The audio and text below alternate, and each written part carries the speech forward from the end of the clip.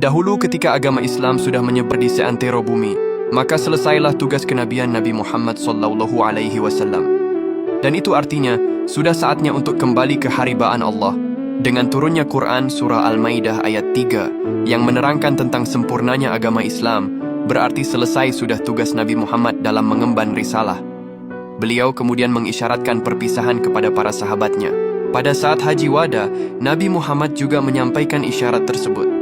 Aku tidak tahu pasti, boleh jadi aku tidak akan bisa bertemu kalian lagi setelah tahun ini dengan keadaan seperti ini. Setelah beliau berkhutbah, Allah Subhanahu wa Ta'ala lantas menurunkan Quran surah Al-Maidah ayat 3 yang artinya, pada hari ini telah kusempurnakan untuk kamu agamamu, dan telah kucukupkan kepadamu nikmatku, dan telah kuridhoi Islam itu jadi agama bagimu.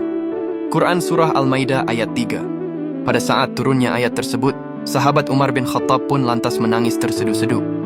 Para sahabat yang lainnya lalu menanyakan alasan kenapa ia menangis. Sahabat Umar lantas menjawab, sesungguhnya tidak ada setelah kesempurnaan kecuali kekurangan. Dari ayat tersebut, sahabat Umar merasakan bahwa ajal Nabi Muhammad telah dekat. Apabila syariat telah sempurna, maka wahyu pun akan terputus. Jika wahyu telah terputus, maka tiba saatnya Rasulullah kembali ke haribaan Rabb-Nya Jalla wa'ala. Mendengar penjelasan sahabat Umar, menangislah seluruh para sahabat dan kaum muslimin sejadi-jadinya. Hal ini menandakan belum siapnya mereka berpisah dengan Rasul akhir zaman. Pada hari Senin 29 Syofar tahun 9 Hijriah, setelah Nabi Muhammad menghadiri pemakaman di Baqi, Nabi Muhammad tiba-tiba merasakan pusing dan panas. Sakit itu dirasakan Nabi Muhammad selama sekitar 14 hari dan masih mengikuti sholat jamaah selama 11 hari. Ketika sakit beliau semakin bertambah serius, beliau memutuskan untuk berpindah ke rumah Aisyah. 5 hari sebelum wafat, panas Nabi Muhammad semakin meninggi. Beliau meminta agar tubuhnya diguyur dengan air agar bisa menemui para sahabat dan memberikan nasihat kepada mereka. Setelah itu, Nabi Muhammad berangkat ke masjid dengan kepala diikat dan bersabda, "Kutukan Allah dijatuhkan kepada orang-orang Yahudi dan Nasrani karena mereka menjadikan kuburan para nabi sebagai masjid. Janganlah kalian menjadikan kuburanku sebagai berhala yang disembah."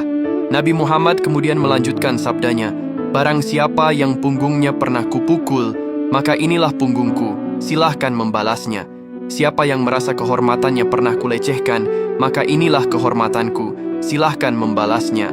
Sakit Nabi Muhammad lantas semakin bertambah. 4 hari sebelum wafat, Nabi Muhammad tidak sanggup melaksanakan sholat Isya di masjid. Beliau sempat pingsan 3 kali sebelum menyampaikan agar Abu Bakar menggantikan beliau sebagai imam. Sehari sebelum wafat, Nabi Muhammad memerdekakan para pembantu laki-lakinya, mensedekahkan hartanya yang tersisa sebanyak 7 dinar, dan memberikan senjata beliau kepada orang-orang muslim. Di hari terakhir, Nabi Muhammad memanggil Fathimah dan menyampaikan kabar tentang wafatnya, serta mengabarkan bahwa Fathimah adalah keluarga beliau yang akan pertama kali menyusulnya.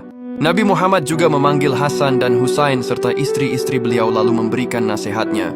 Di saat terakhir kehidupan Nabi Muhammad, Aisyah memangku tubuh Nabi Muhammad. Nabi Muhammad menengadahkan tangannya sambil berdoa, "Bersama orang-orang yang engkau beri nikmat atas mereka daripada Nabi, Siddiqin, Syuhada, dan Syalihin. Ya Allah, ampunilah dosaku dan rahmatilah aku. Pertemukanlah aku dengan kekasih yang maha tinggi." Sebelum wafat, Nabi Muhammad juga berwasiat kepada umatnya untuk menjaga sholatnya, melindungi perempuan dan budak, selalu berpegang kepada Al-Quran dan Sunnah, dan menjaga persatuan umat Islam.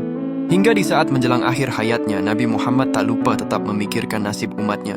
Bahkan ketika merasakan dahsyatnya rasa sakit sakaratul maut, Rasulullah masih sempat berdoa untuk keselamatan umatnya. "Ya Allah, dahsyat sekali maut ini. Timpakan saja semua siksa maut ini kepadaku. Jangan timpakan kepada umatku." Tubuh Rasulullah lantas semakin dingin. Bibirnya bergetar seolah ingin mengucapkan sesuatu.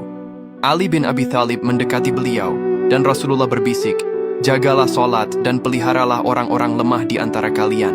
Tangisan terdengar di sekeliling, dan Fatimah menutup wajahnya dengan tangannya.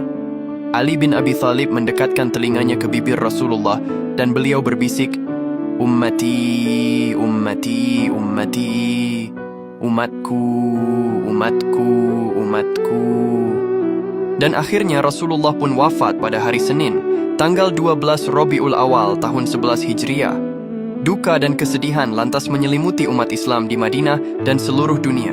Ya Allah, jadikanlah kami semua umat yang mendapatkan syafaat Nabi Muhammad di akhirat kelak. Amin. Allahumma salli ala Sayyidina Muhammad.